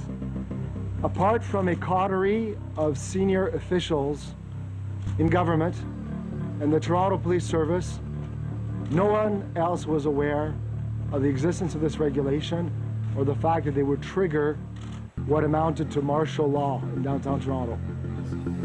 We're at Queen's Park, the same place they came to get the peaceful demonstration, to peacefully protest, you know? And that's what we were doing. We were peacefully protesting until we were attacked. And I want to say that I'm just one of 1,100 who was beaten and hurt and brought to jail and unfairly. When I got arrested, I got banned from Toronto. I had to go stay at my mom's place as a condition of my bail. And I lived literally like a block that way. 31 hours I was detained. You didn't do anything illegal? Nothing at all. I did nothing at all. All my charges dropped, everything. They had charged me for assault on a police officer. And a public inquiry, one public inquiry, not 6, is clearly necessary not only to determine what happened and to place accountability, but to ensure that in the future no government will so cavalierly gamble with and suspend our civil liberties, which are too important for the politicians we apparently have. And for the citizens of Toronto, the days up to and including the weekend of the G20 will live in infamy as a time period where martial law set in the city of Toronto, leading to the most massive compromise of civil liberties in Canadian history. And we can never let that happen again.